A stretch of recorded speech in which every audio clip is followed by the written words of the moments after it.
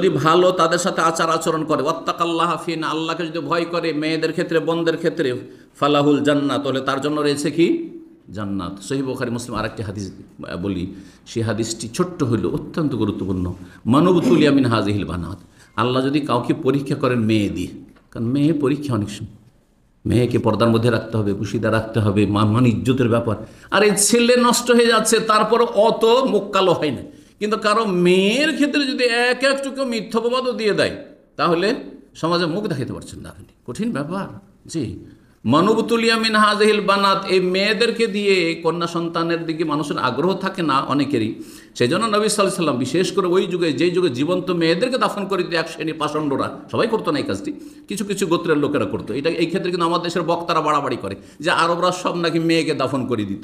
যদি মেয়ে সব দাফনই করে দিবে, তাহলে ওই যুগের পুরুষরা কী করে মেয়ে পেয়েছেন?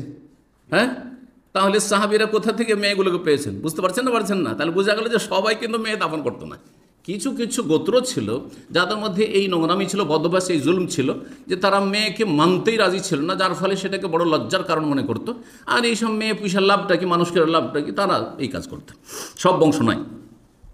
মানবতুলিয়া মিন হাযিহিল বানাত, আল্লাহ যদি কাউকে পরীক্ষা করেন কন্যা সন্তান দিয়ে বা বোন দিয়ে, বোন আপনার ঘাড়ে চেপে গেছে, মেয়ের আপনার ঘাড়ে চেপে গেছে, মেয়ে জন্মেছে আপনার সংসারে, আর ফা আহসানা ইলাইহিন্না, তাদের সাথে আপনি ভালো আচার আচরণ করলেন, এই শর্তে আল্লাহ পরীক্ষা ফেললেন, ভালো আচরণ করলেন, তাহলে কুন্নাল্লাহু সিতরাম মিনান নার, জাহান্নামের সামনে গিয়ে এরা আর সৃষ্টি করে দেবে, জাহান্নামে যেতে দেবে না, জান্নাতে নিয়ে যাবে এরা জান্নাতে যাওয়ার ওসিলা হবে।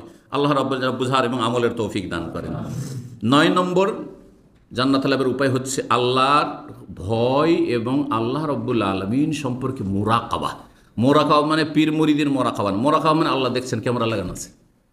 যেমন আমাদের ইসলাম সেন্টারে এখানে ক্যামেরা লাগানো আছে, এই যে গ্যালারিগুলো দেখছেন না, এগুলোতে ক্যামেরা আছে। এখানে ক্যামেরা নেই রুমের ভিতরে, কিন্তু গ্যালারিতে কি আছে? ক্যামেরা আছে। তো এই যে ক্যামেরা লাগানো আছে, এখানে কি আপনি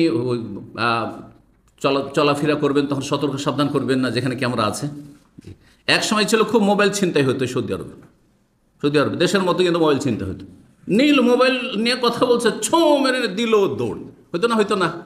আজকে থেকে 10 বছর আগে, 8-10 বছর আগে খুব বেশি মোবাইল এরকম ছো মেরে চুরি করে নিয়ে চলে গেল। এগুলোতে কত যে হইতো, যখন সামনে দেখেছি দিল দৌড় নিয়ে। কিন্তু এখন হচ্ছে, কেন হচ্ছে না? ওই চোরগুলো ভালো মানুষ হয়েছে? না, ভালো মানুষ হয়নি। ব্যাপারটা কি?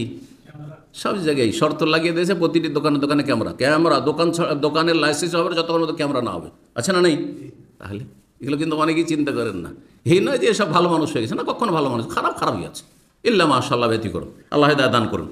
তো কথা হচ্ছে যে আল্লাহর ভয় এবং আল্লাহ আমাকে দেখছেন, আল্লাহর ক্যামেরা লাগানো আছে, দেখছেন তো দেখছেন, শুনছেন, জানছেন, ওগুলোর পরে মোরাকাবা এখানে ক্যামেরা লাগানো আছে। আরে বিল্ডিংয়ে তো ওই ধরেন একটা ফ্লোরে 1-2 ক্যামেরা লাগানো আছে, ঠিক কিনা? কিন্তু আমাদের এই কাঁধে একটা, এতটুকু বডি, তাতে এখানে একটা ক্যামেরা লাগানো আছে। ইযা তালাক্কাল মুতালাক্কিয়ান আনিল ইয়ামিনি ওয়া আনিশ শিমালি কাঈদ, ডানে বসে আছে, বামে বসে আছে, এখানে 2 পাশে বসে আছে। মা ইয়ালফিযু মিন কাওলিন, যে কোনো কথা বলছেন না কেন, যেমন আমার কথা ক্যামেরায় রেকর্ড হচ্ছে, ঠিক তেমন তার চাইতে বেশি বা যত্নের সাথে এখানে রেকর্ড হচ্ছে।